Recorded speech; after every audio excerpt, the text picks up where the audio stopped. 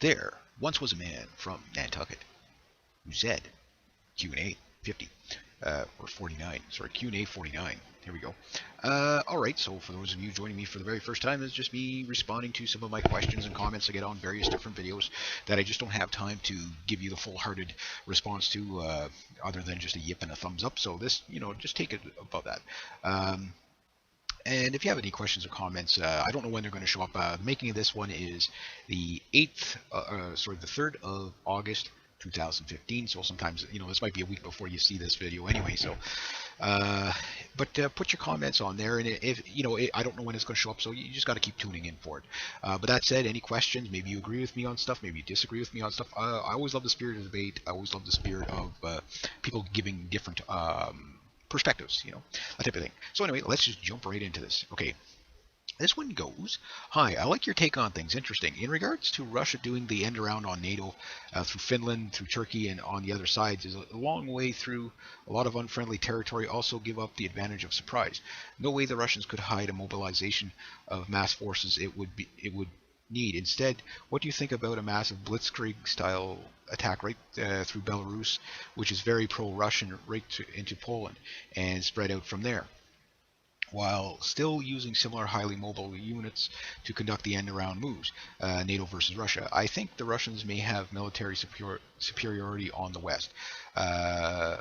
Will the losing side surrender short of launch? I say loser takes all is what I say. When neither will surrender, they'll kill everybody before they surrender. That's the problem with egomaniacs, right? They can't accept loss. We also know the Russians and their sub lurking off the shore in the Gulf and in the Atlantic for a few months undetected, giving them first strike ability, leaving us with a 10 to 15 minute warning. Other possibilities and scenarios. Maybe Russia has also electronic weapons in use on the U.S. Donald Cook has used weapons on the U.S. Donald Cook could disable the entire fleet by flyover. Do all three at the same time for ultimate smash grab. China wants a ground war, and they want America, which is still very rich in natural resources, 108 trillion. And come through Mexico. Will Mexico allow this because they are promised the Southwest states? Russia comes down from Canada, better like the Chinese takeout and vodka and wash it down with. What do you think? Well, one thing I would say is, yeah, you're correct. There's no way Russia could hide a mass mobilization running through Turkey or trying to come around. Again, we don't really know what the people in Finland are really going to do. You could tell they don't want to side with Russia, but they also don't. Again, they're in the worst possible spot should war break out. They got no place to go, so they'd be fighting tooth and nail, and I'm sure they don't want that either. So, but yet, can they stay neutral in it? I don't know. That said, strategically speaking, I think insurgencies are more what you would see, where the Russians, like again, you get an IL-76 or IL-96 dropping off, Spetsnaz in the middle of the night somewhere, and those guys would kind of become insurgents. And if we look at the Jade Helm thing, it kind of fits that kind of profile. Now, the Russians had talked about going stationing in Mexico. Now, I don't think you would ever see an invasion. I think what the Russians would do is, if anything, they'd be in Venezuela for sure. This is why Venezuela gets picked on by the states so much, is because it's too pro-Russia. Russia goes back and forth. That's where those submarines were coming from. That said, those submarines are probably still there, or maybe not the same submarines, but those submarines are always coming and going. The Northern Fleet, they spend months and months at sea like any navy. It's always ongoing. The question is, can we detect them in time? And that's the thing about submarines. Even with the best sonar equipment that we have, submarines are still one of the most naturally stealthy things on the planet. Very tough to detect a submarine. They have the ultimate advantage on a lot of stuff. Not impossible to detect them, but the technology is never as good as people think it is. But that said, you have to be looking in the right direction to find them. This is why up here in Canada, maritime patrol is still a pretty big thing that we focus on. But that said, as far as Russia coming through Canada, I'll have to say no. Now I've seen the people that, again, some of the conspiracy theory guys out there, I find go a little too far down the rabbit hole. Like for example, when they had like a couple of years ago, they had a couple of Russian troops in Canada. We do exchange drills with Russia up in the Arctic and stuff like that. Usually it's more based upon search and rescue. Now it's the same with China. You're going to get these, kind of what you call the political correct. Here, bring a couple of your military guys, and we'll send a couple of our military guys over there, just for political relations, and you'll get that. So you get 20 or 30 guys coming in. That's not a Russian invasion. That's not a Chinese invasion. But as far as invading, it wouldn't be worth it for the Russians to invade Canada. But Canada could very much well be the battleground. Where the problem lies for us here in Canada is the fact that where all the missiles and the bombers are going to be coming over the North Pole, that mandate hasn't really changed. But as far as ground forces, Red Dawn style, there's just too much land for the Russians to. I mean, it doesn't mean they couldn't sneak in and set things up in the middle of the Arctic, or maybe not the Arctic, but the middle of the country where kind of nobody lives. They could do stuff like that, but they couldn't do it in mass troops because, again, let's say they brought in almost everything they had. Well, the amount of artillery that would be, you got to understand, from the top of Quebec, okay, to the St. Lawrence, you're looking at a day's drive. If you're driving, that's a 23-hour drive. You know what I mean? So that's you're not going to hide anything from there. If you're going east to west, it's a 2,500-mile drive. So you got to understand strategically. When you pick your battles, you got to pick something that makes sense. To be in the middle of Saskatoon, with a tank brigade, the amount of fuel it's going to take you just to get through, you couldn't do it. So that style, Red Dawn style blitz wouldn't happen in Canada. The big problem in Canada would be the fighter jets, the bombers, and the coastal stuff such as submarines and stuff like that. That's what the Russians would be doing to us. Again, whether the United States collapses economically before the war or after the war, I say during the war, that's when they're going to let the economy go. But let's say the United States collapses and the Russians and the Chinese are smart enough to avoid the war. You have to understand, up here in Canada, our Prime Minister is very much talking with China and stuff like that to make deals. Russia, he's putting up a bit of a stiff upper lip, but you have to understand, us Canadians, whether the Americans back us or not, at some point, yes, we will be shooting at the Russians over the Arctic. Why? The same reason why the people in Greenland will be shooting at the Russians over the Arctic. The resources, that's what it's about. And that's what it's going to be about. So even Norway, same thing. They're going to be shooting at the Russians over resources in the Arctic. That's just kind of the way it is, and we know that's coming. We just don't know when. Is it now or is it 50 years from now? But the thing is we're gearing up. They're geared up. The problem is we got to play catch up to the Russians in terms of numbers, but in technology we do kind of trump them in a lot of areas. But in a lot of areas such as missile defense, that's the biggest problem for Canada, and not even strategic missiles, like things like Iskander missiles that could take out our shipping. We don't have a lot of warships.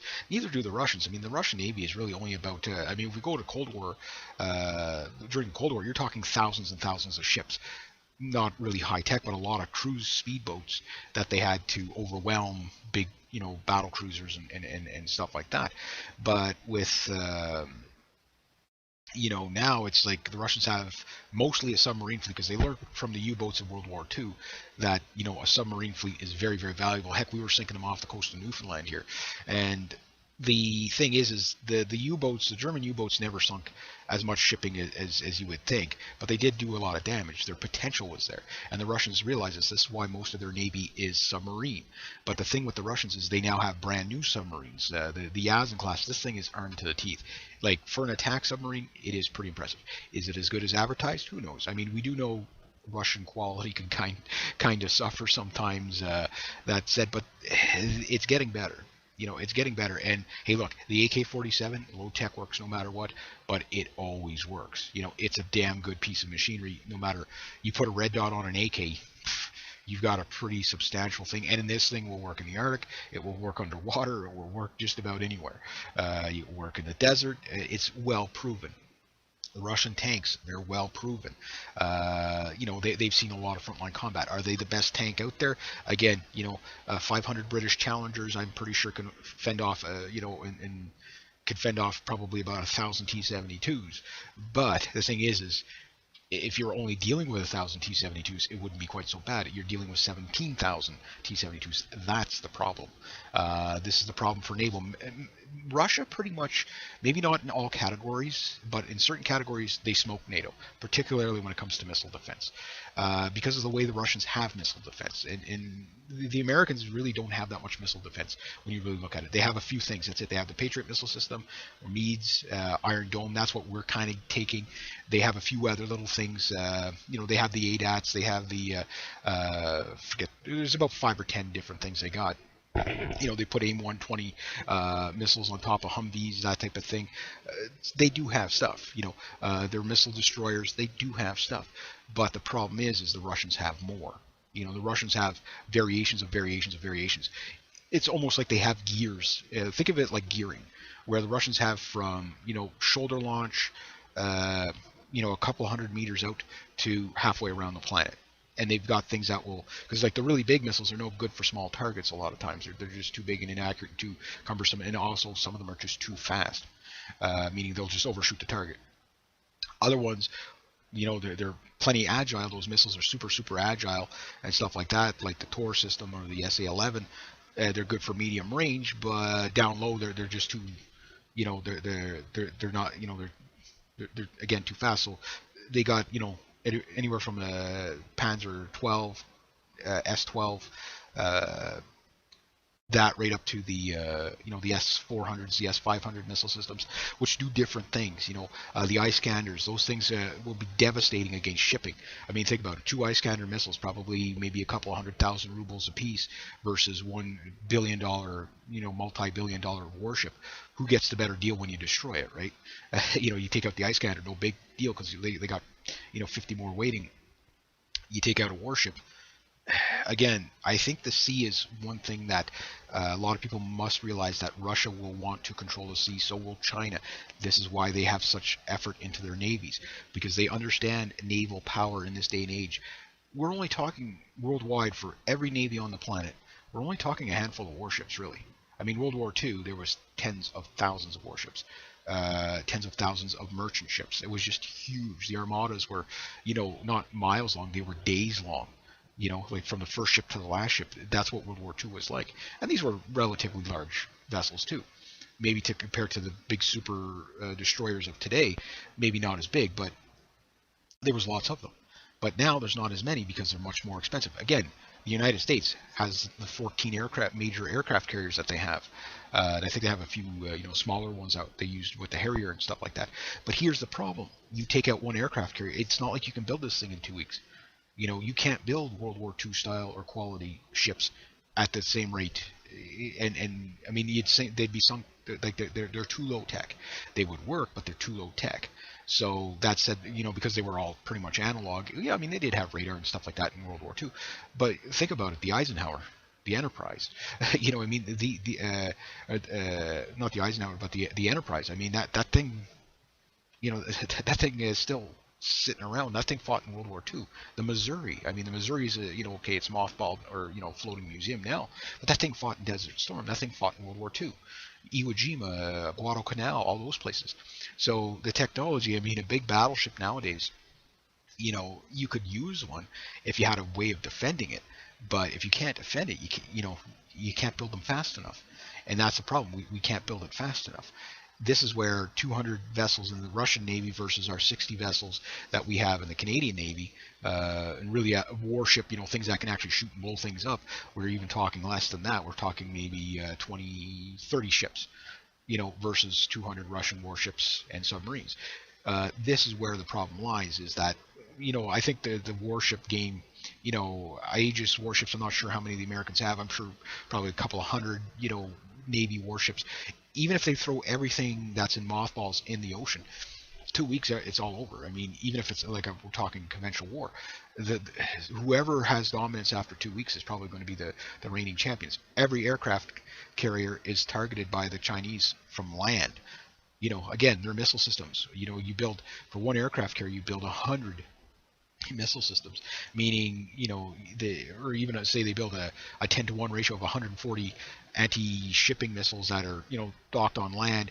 All they have to do is wait for the warship to get within a few hundred miles of it, and then at that point it's just a numbers game. How many missiles can you launch before they take it out? So the aircraft carriers will be outnumbered 10-to-1. And that'll be the first priority. Why? Because you take out the aircraft carriers, you take out air power. That makes life very difficult. And unlike, okay, like World War II, I mean, P-51 Mustang with drop tanks, you had 2,000 mile range.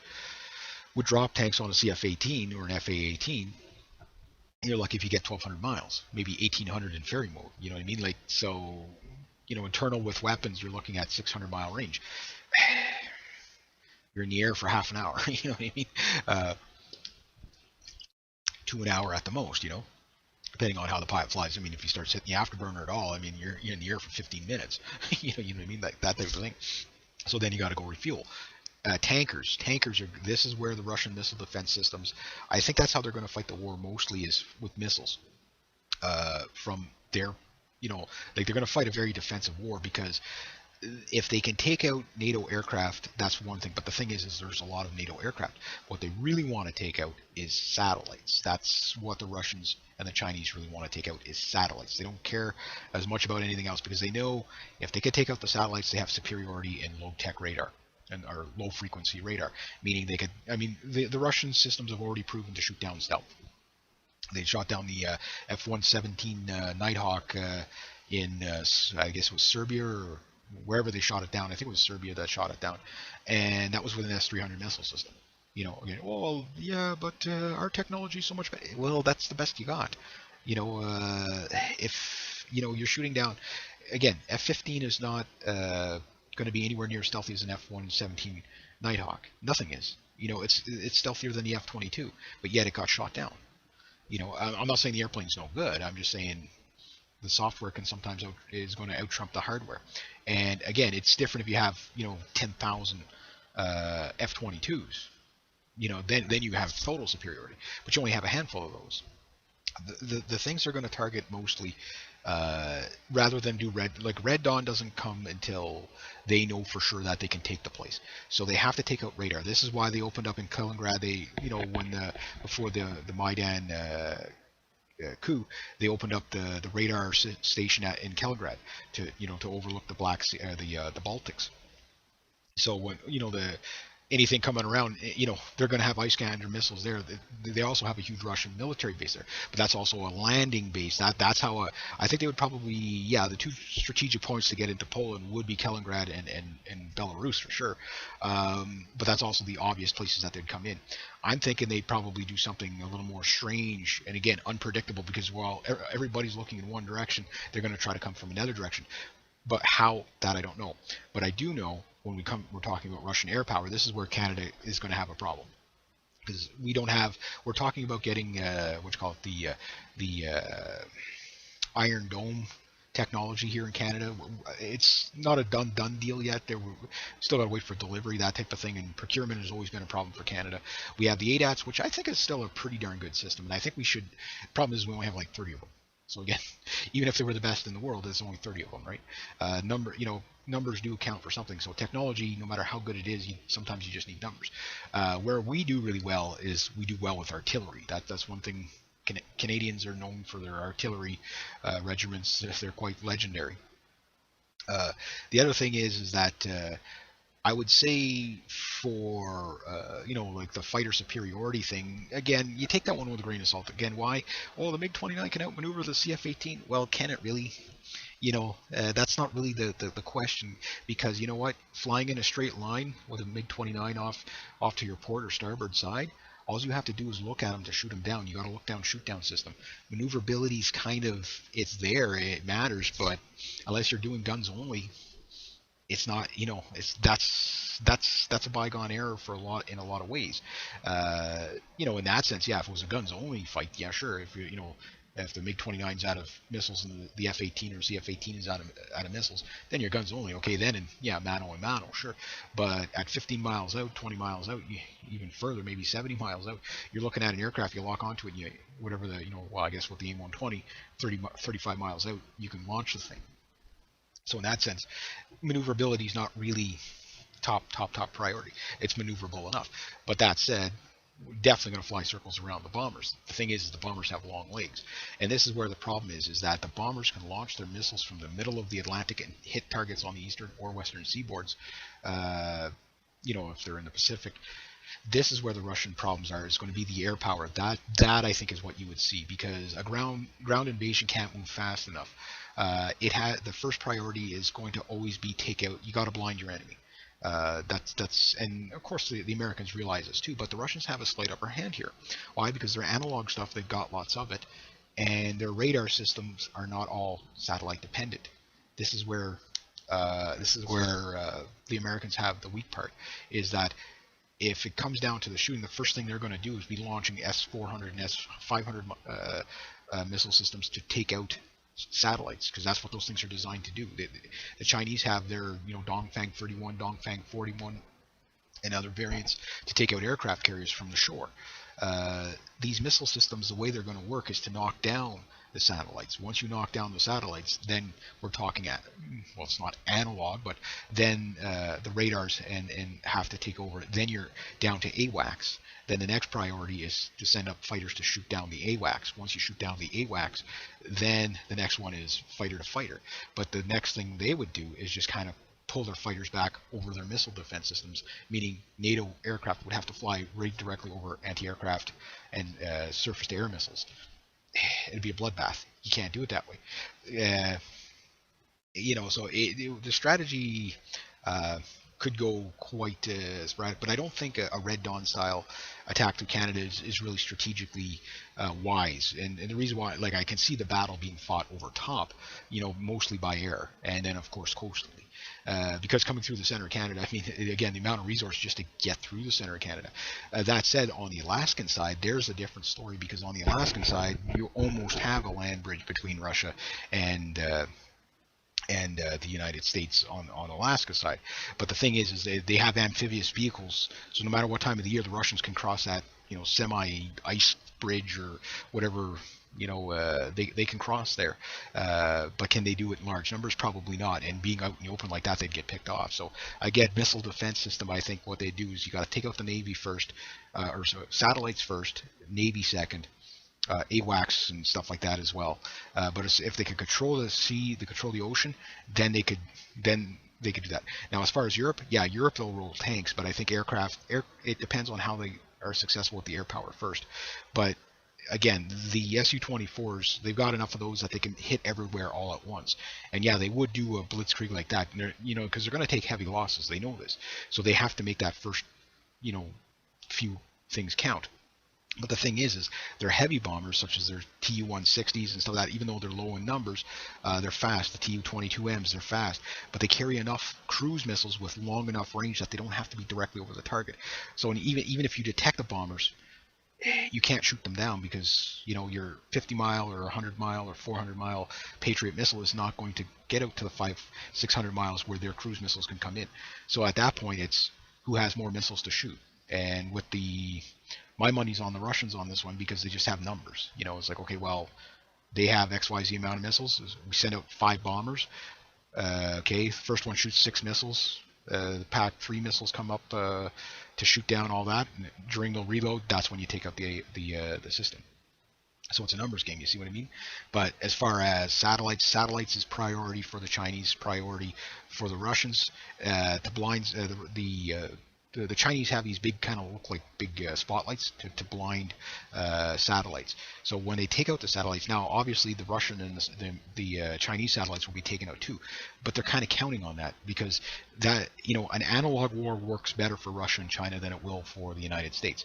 Why? Because again, almost everything is dependent on satellite when we're talking the United States.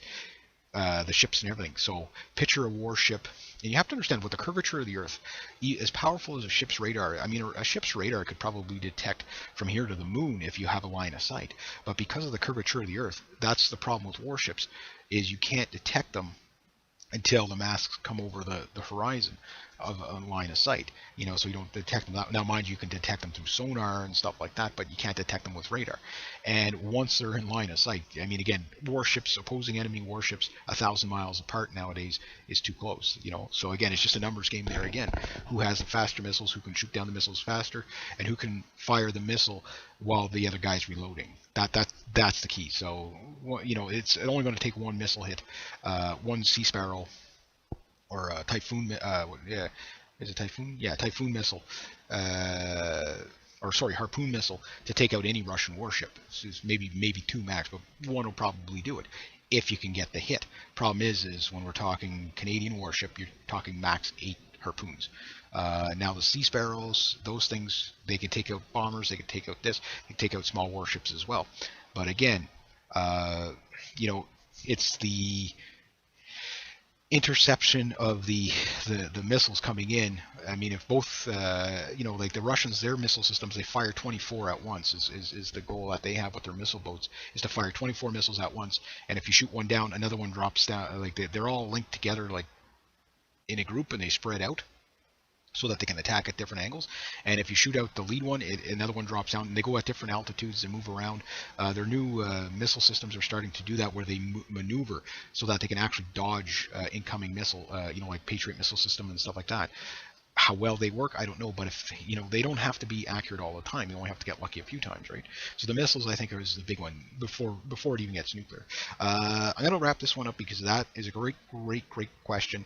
I can go on forever and a day on that one. I mean, I've already given half an hour on that one, so I'm going to move on to the next one anyway. But thank you very much for that comment. Something to ponder on. I like always strategizing and stuff like that. But anyway, next one goes. I made some comments to Americans on where to go and where not to be when the problem hit. Africa, specifically North Africa, Middle East, India, Japan, UK, Israel, Russia, China, USA will be places where famine, war,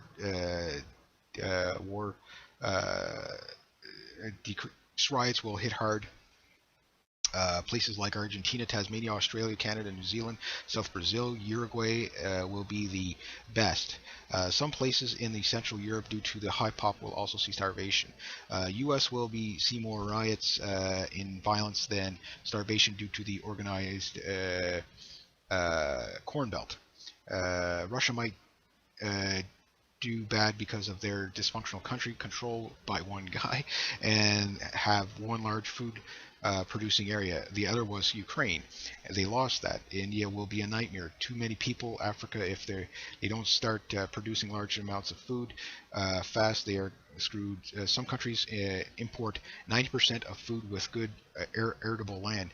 That distribution will affect everyone in World War III, but some countries may have large arable places of land and food stocks. Industrial to transform it will be okay. I like South America because the world mostly will be in Northern Hemisphere and they will be left alone. Israel will be hell on earth. Iran, UK, China, India, Japan, and China will go to war. That only reason why China will side with Russia in World War III, because they need the oil and gas food.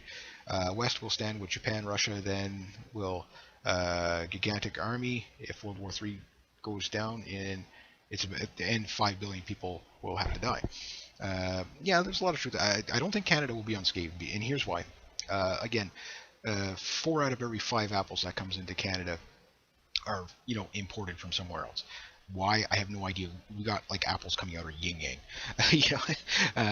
But the thing is like most people, even in the countrysides, almost nobody farms anymore. Like from the year 1900 to now, we have maybe about 3% of our farmers left. That's it. It's not enough. And it's not enough in hard times. Again, because of the globalization, that the food has to come from somewhere else, that people don't, and it takes 16 weeks to grow a food crop. This is why I say, let's say tomorrow, you wake up and you hear the economy collapse and food prices have collapsed. Food distribution has collapsed because the farmers aren't getting paid, and that's just they can't. Everything collapsed. Right away, people are going to panic and run to the grocery store. That's going to last maybe 15, 20, 25 minutes. 45 at the most if people are civil. Everything of any real substance is going to be gone. Meats, most of it's going to be looted. Why? Just because of the panic. Now, let's say nobody panics. Well, 3 or 4 days, that's it. Your supply, you'd be lucky in a civil society, following the rules, not panicking, just buying what they need, and that's it. The average grocery store has to be replenished in about 3 days. So when you're looking at that, you have 3 days to buy what you need. That's it. Do you have the money? Now, let's say you're in Greece right now. can you get your money? That becomes a problem too. This is why it's good to have cash on hand. You don't have to be ridiculous about it, but keep some money in the bank. Don't keep any more in the bank than you're willing to lose. Don't keep any more on your in your sock drawer than you're willing to lose. Why? Because your house could burn down. You know what I mean? Don't put all your eggs in one basket. Is what I'm saying. But do you have food put away? That is such a key issue. Do you have food put away? It takes minimum 16 weeks to grow a edible crop. The average person eats about 2,000 pounds of food a year in North America. Now, in other countries, it might be a lot less. But, like in India, I don't think people even eat a couple hundred pounds of food a year. But look at how, the nutrient starved. I mean, there's people in India that do well. Don't kid yourself. They do very well. Same with all over the place. You pick any country, there's winners and losers, right? But on the average, when you look at the masses, again, Africa's a perfect example. How the hell can a jungle not a place, like, yes, I get it. It's hot in some areas and it's dry in some areas, but the places where there's mass, jungle, where, you know, how could they not have been educated to this point to grow their own food? Well, I'll tell you why, and this is what I talk about the evils of the United Nations and the World Food Organization and places like that. They go around and they give everything for free. Here's your free food because, the saying goes, you give a man a fish, you feed him for a day, you teach a man a fish, you feed him for a lifetime. Well, the thing is food markets have never, and farmers markets never developed there because people can't compete with free. But when, the shit hits the fan, there's never enough for everybody and people starve in the masses. Now, yeah, Africa has a lot of problems with corruption, with war, with this, with that. But famine, that's one of the ways to control the people over there is to keep them desperate.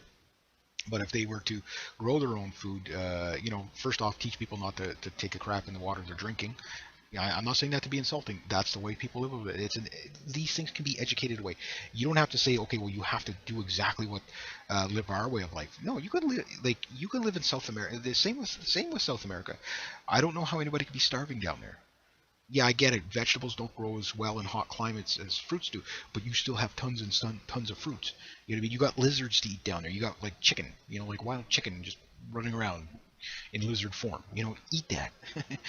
Up here in Canada, again, we have people that starve. Most of it's because they're mentally ill, that they're on the streets and stuff like that. But as far as soup kitchens not having enough food, how can we say there's not enough food to donate there when we got a surplus of seals, up, on the coasts?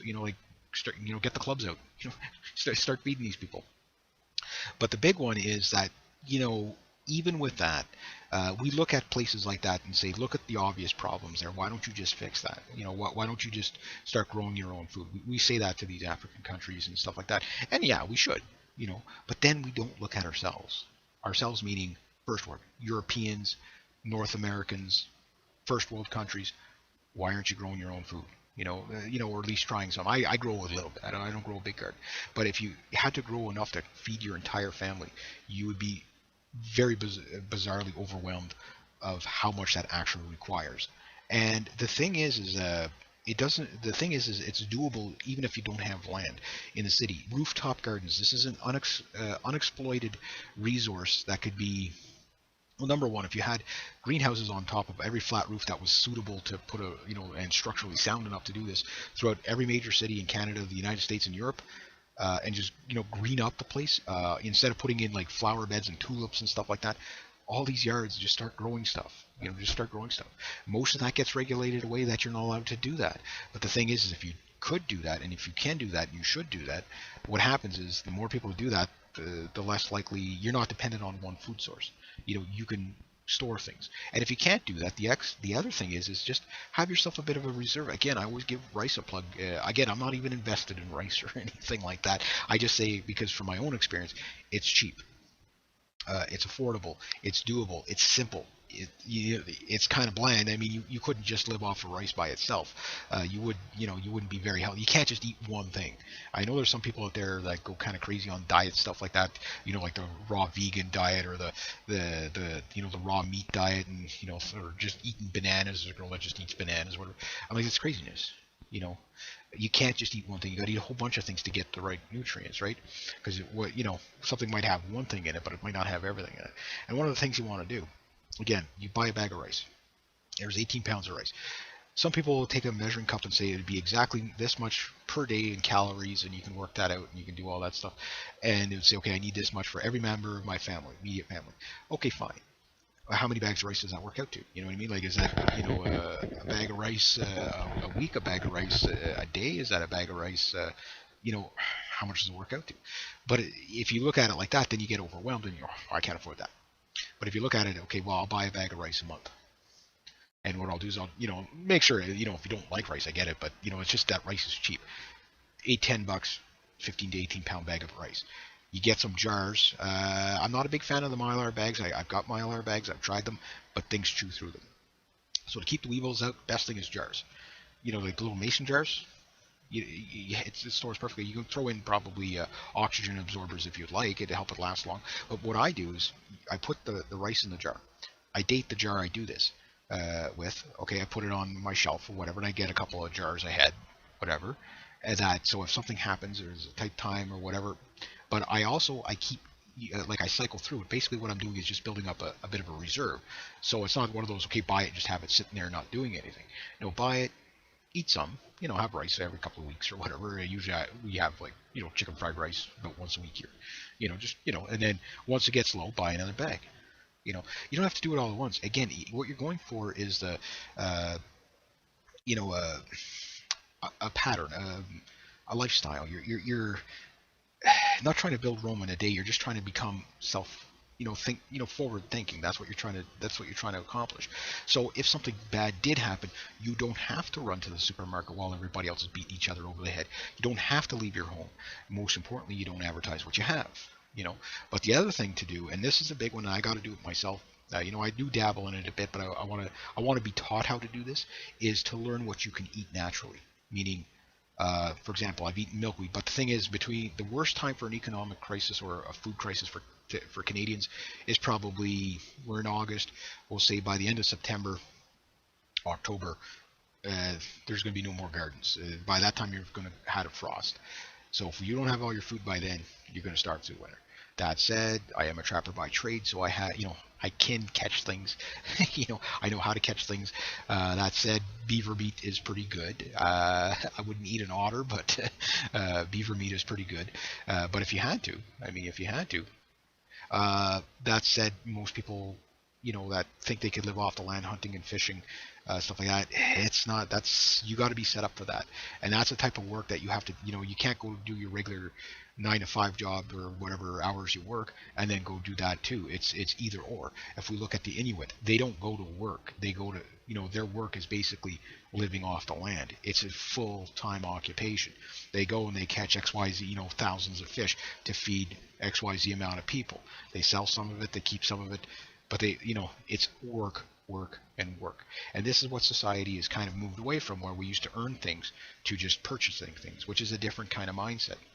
So while we're pointing the finger at the third world countries saying, maybe you guys need to, and they do. I mean, the African countries need to develop their markets. And the only way they're going to do that is if we stop giving them free stuff. But the thing is, as soon as you do that, people are going to die. So you got to wean them off and saying, okay, here's what we're going to do. We're going to have food programs that teach people how to, and they do have some like that. I mean, there's some places do have it. But the thing is to get them to do it for themselves so that they're not reliant. But that also comes back to the individual. That also comes back to you, and that's one of the things you got to do. So food is, the key. The key to survival is obviously going to be food. Law of threes, right? 3 minutes without air, typical person dies. 3 days without water, typical person dies. 3 weeks without food, typical person dies. So yeah, famine is definitely something you have to watch out for. But it's semi-preventable. But I think if you can learn to see what natural things you can eat, that just grow wild in your area, that's a good thing. So this is where some of the botanists and hippies and stuff like that tend to do really well, because they know what you can and can't eat. So again, when you're talking that stuff too, some of the stuff out in the wild is completely deadly, other stuff is not. So you want to do that, but there's only certain times a year you can pick things too. So you do need to have somebody teach that. But anyway, I'm gonna leave it at that. Great comment. There we go. Next one goes. I agree with you. I said Russia would do the same strategy. However, I think the Baltics, Mexico, the reason why Jade Helm rapid response training because our military anticipates Mexico. For you crazies who think Jade Helm is against the American citizens, our military anticipates these calculations. If we thought of it, believe me, the military generals have thought of it. Yes, we can say, okay, we don't know if the Russians are in Mexico. We do know they are in Venezuela. We do know they're semi in Cuba. So we do know they're in the region, they're in the area. They have been for years. This is nothing new. But we also know that they've also talked about, you know, saying that look, if you're going to destabilize our borders, with Ukraine, we can destabilize your borders with Mexico.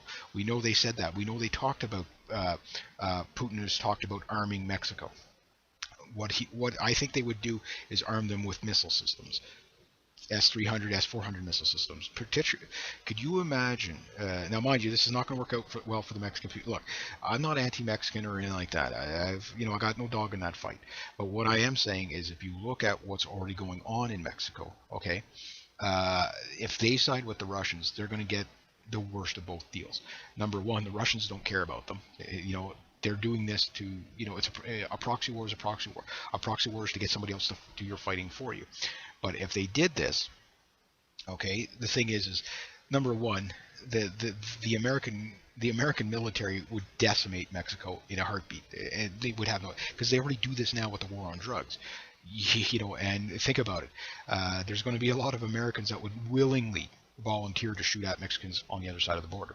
They would love it. I'm not going to deny that. Because of the the illegals. There's a lot of bad blood there, so the Russians could play off of that. That said, having Apache helicopters and Abrams tanks and Bradley tanks cruising through New Mexico and right off the border, again, that's going to be a kill box like you wouldn't believe. I mean, it would be just bloodbath. That said, if the Russians could get enough of a destabilization, maybe they could throw in a couple of T-72s, or T-55s or T-63s, stuff they don't need anymore. Maybe a few BMP-1s and whatever that are just mothballed sitting there. Give them to the Mexicans, give them to the revolutionary types to see if they'll shoot at the Americans, see if they can push their way into New Mexico or something like that, or Texas. Maybe they get lucky. They'll probably get destroyed 15-20 to 1, by the Americans because of the lack of training. But maybe the Russians get lucky and a few Abrams tanks get taken out, a few Apache helicopters taken out. But most importantly, it annoys the Americans. That's what they'd be going for. Why? Because they're doing this. Well, Canada too. I mean, we're in on it. I mean, Europe, Canada, the United States, Australia. We're supporting the Ukraine. Again, we're supporting destabilizing Russia, or destabilizing the Ukraine to hurt Russia.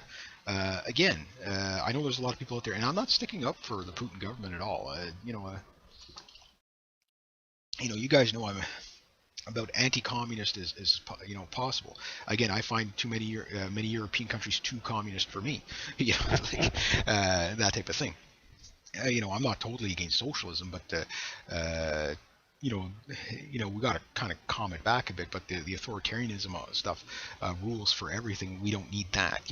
But that said, it's very clear to see who's pushed the destabilization in the Ukraine. You can follow the money. You've got more than enough admission from the State Department.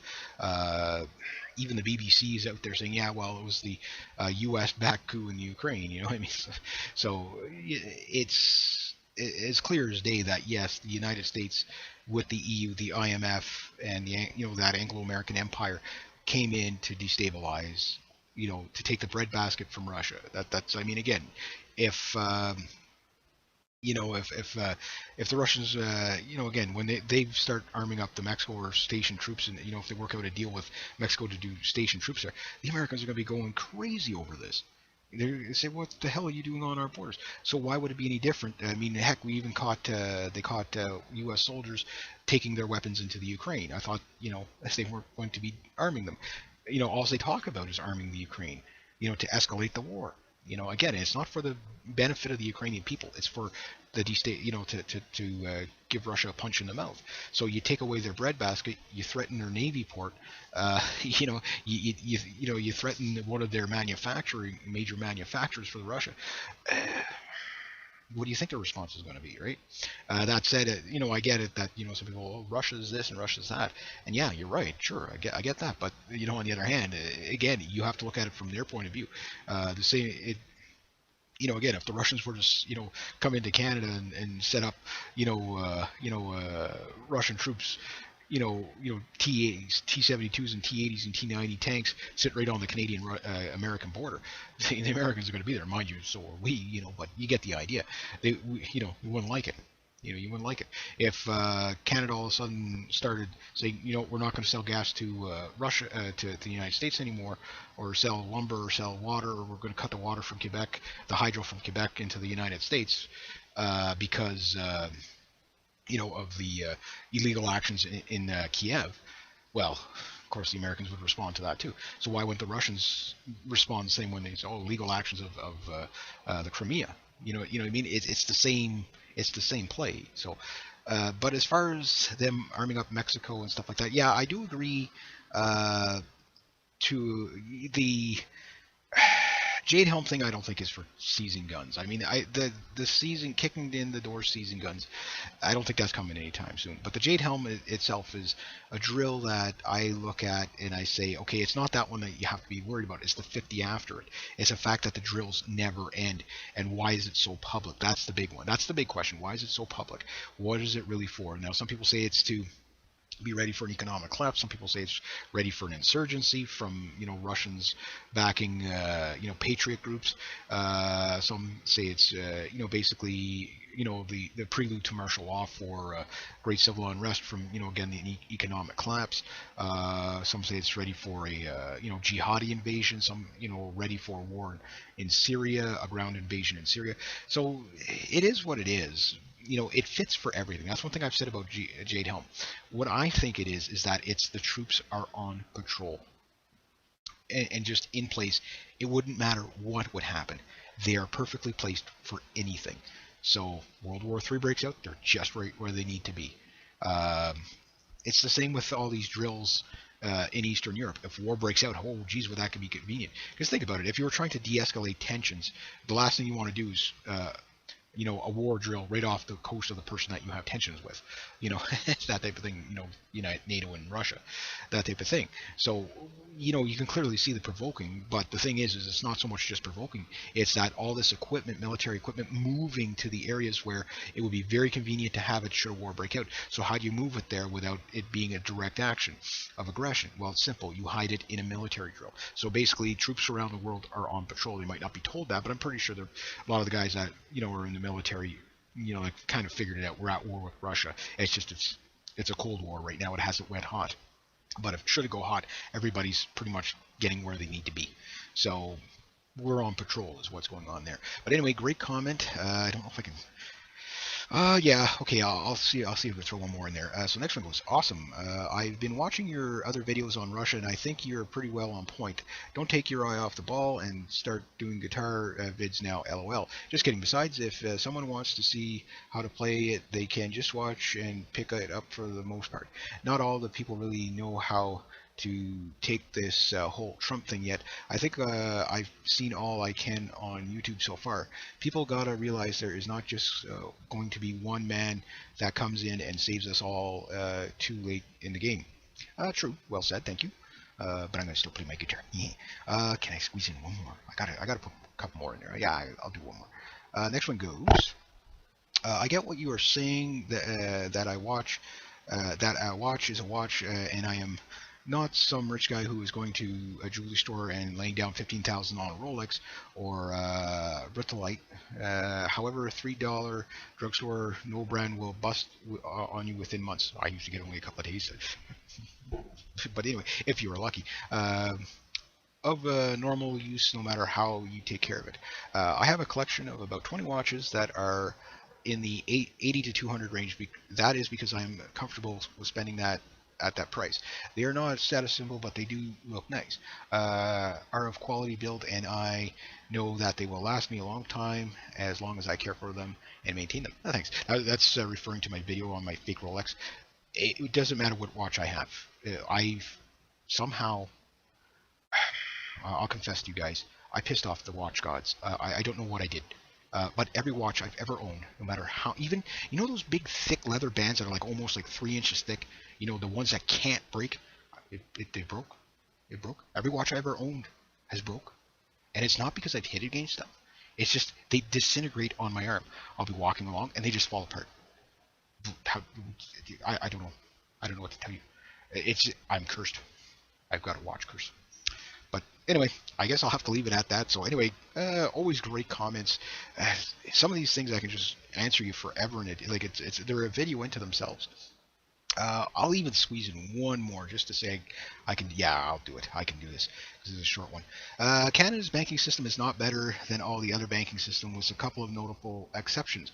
We have 10% minimum down payment on mortgages, and mortgages are limited to 25 years, unlike some other countries that may have low as zero minimum down payment and a 100-year mortgage. True.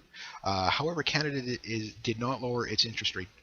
Canada's central bank system is run by the IMF, and just like International Monetary Fund, just like the IMF runs the European currencies and many others, the IMF lowered the interest rates, not Canada, i.e. it was dictated by the central bankers. Lowering the interest rates is only one means of which the central bankers destroy countries. 100% agree with that. If you play with our currency enough, they can turn us into Greece or Venezuela. Greece assets are now being seized by the bankers. With all the other natural resources, central bankers would love to get their hands on them. Also, Blackwater has done the name change again. Yeah, they're called like the faculty or something now. Okay, I'm going to leave it at that because I don't have any more time. But yeah, the banking system in Canada, again, better than most, but we're all, like I've always said, we're always doing the same thing as everybody else. We're just doing it slower. So yeah, anyway, great questions, guys. Love this stuff. This is so much fun. Anyway, if you like this kind of content, please consider making a donation to the channel. Rate, subscribe, share, comment, like. Be true to yourself, be true to others. Always do the right thing, and have yourselves a great day.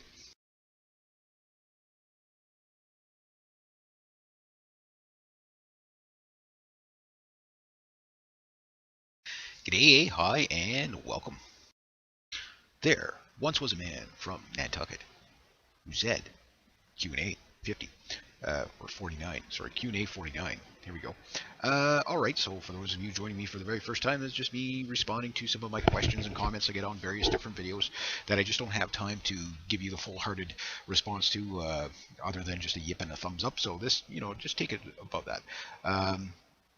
And if you have any questions or comments, I don't know when they're going to show up. Making of this one is the 3rd of August 2015. So sometimes, this might be a week before you see this video anyway. So, but put your comments on there, and if I don't know when it's going to show up, so you just got to keep tuning in for it. But that said, any questions? Maybe you agree with me on stuff, maybe you disagree with me on stuff. I always love the spirit of debate. I always love the spirit of people giving different perspectives, that type of thing. So anyway, let's just jump right into this. Okay. This one goes, hi, I like your take on things. Interesting. In regards to Russia doing the end around on NATO through Finland, through Turkey, and on the other sides is a long way through a lot of unfriendly territory. Also give up the advantage of surprise. No way the Russians could hide a mobilization of mass forces it would need. Instead, what do you think about a massive blitzkrieg style attack right through Belarus, which is very pro-Russian, right into Poland, and spread out from there, while still using similar highly mobile units to conduct the end-around moves, NATO versus Russia? I think the Russians may have military superiority on the West. Will the losing side surrender short of launch? I say loser takes all is what I say.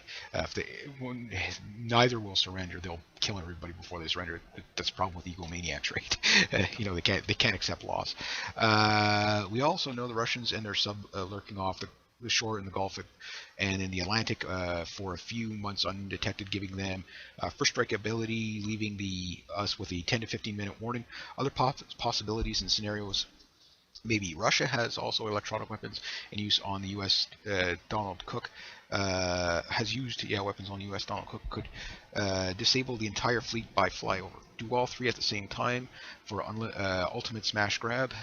China wants a ground war, and they want America, which is still very rich in natural resources, 108 trillion. And come through Mexico. Will Mexico allow this because they are promised the Southwest states? Russia comes down from Canada, better like the Chinese takeout and vodka and wash it down with. What do you think? Well, One thing I would say is, yeah, you're correct. There's no way Russia could hide a mass mobilization running through Turkey or trying to come around. Again, we don't really know what the people in Finland are really going to do. You could tell they don't want to side with Russia, but they also don't. Again, they're in the worst possible spot should war break out. They got no place to go, so they'd be fighting tooth and nail, and I'm sure they don't want that either. So, but yet, can they stay neutral in it? I don't know. That said, strategically speaking, yeah, I think insurgencies are more what you would see. Where the Russians, like again, you get an IL-76 or IL-96 dropping off, Spetsnaz in the middle of the night somewhere, and those guys would kind of become insurgents. And if we look at the Jade Helm thing, it kind of fits that kind of profile. Now, the Russians had talked about going stationing in Mexico. Now, I don't think you would ever see an invasion. I think what the Russians would do is, if anything, they'd be in Venezuela for sure. This is why Venezuela gets picked on by the states so much, is because it's too pro-Russia. Russia goes back and forth. That's where those submarines were coming from. That said, those submarines are probably still there, or maybe not the same submarines, but those submarines are always coming and going. The Northern Fleet, they spend months and months at sea like any navy. It's always ongoing. The question is, can we detect them in time? And that's the thing about submarines. Even with the best sonar equipment that we have, submarines are still one of the most naturally stealthy things on the planet. Very tough to detect a submarine. They have the ultimate advantage on a lot of stuff. Not impossible to detect them, but the technology is never as good as people think it is. But that said, you have to be looking in the right direction to find them. This is why up here in Canada, maritime patrol is still a pretty big thing that we focus on. But that said, as far as Russia coming through Canada, I'll have to say no. Now, I've seen the people that, again, some of the conspiracy theory guys out there, I find go a little too far down the rabbit hole. Like, for example, when they had, like, a couple of years ago, they had a couple of Russian troops in Canada. We do exchange drills with Russia up in the Arctic and stuff like that. Usually it's more based upon search and rescue. Now, it's the same with China. You're going to get these kind of what you call the political correct. You bring a couple of your military guys, and we'll send a couple of our military guys over there just for political relations, and you'll get that. So you get 20 or 30 guys coming in. That's not a Russian invasion. That's not a Chinese invasion. But as far as invading, it wouldn't be worth it for the Russians to invade Canada. But Canada could very much well be the battleground. Where the problem lies for us here in Canada is the fact that where all the missiles and the bombers are going to be coming over the North Pole. That mandate hasn't really changed. But as far as ground forces, Red Dawn style, there's just too much land for the Russians to. I mean, it doesn't mean they couldn't sneak in and set things up in the middle of the Arctic, or maybe not the Arctic, but the middle of the country where kind of nobody lives. They could do stuff like that, but they couldn't do it in mass troops because, again, let's say they brought in almost everything they had. Well, the amount of artillery that would be, you got to understand, from the top of Quebec, okay, to the St. Lawrence, you're looking at a day's drive. If you're driving, that's a 23-hour drive. You know what I mean? So that's you're not going to hide anything from there. If you're going east to west, it's a 2,500-mile drive. So you got to understand strategically. When you pick your battles, you got to pick something that makes sense. To be in the middle of Saskatoon, with a tank brigade, the amount of fuel it's going to take you just to get through, you couldn't do it. So that style, Red Dawn style blitz wouldn't happen in Canada. The big problem in Canada would be the fighter jets, the bombers, and the coastal stuff such as submarines and stuff like that. That's what the Russians would be doing to us. Again, whether the United States collapses economically before the war or after the war, I say during the war, that's when they're going to let the economy go. But let's say the United States collapses and the Russians and the Chinese are smart enough to avoid the war. You have to understand, up here in Canada, our Prime Minister is very much talking with China and stuff like that to make deals.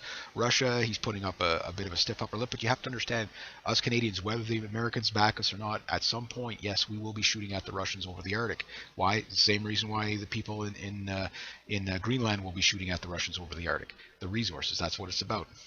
And that's what it's going to be about. So even Norway, same thing. They're going to be shooting at the Russians over resources in the Arctic. That's just kind of the way it is, and we know that's coming. We just don't know when. Is it now or is it 50 years from now? But the thing is we're gearing up. They're geared up. The problem is we got to play catch up to the Russians in terms of numbers, but in technology we do kind of trump them in a lot of areas. But in a lot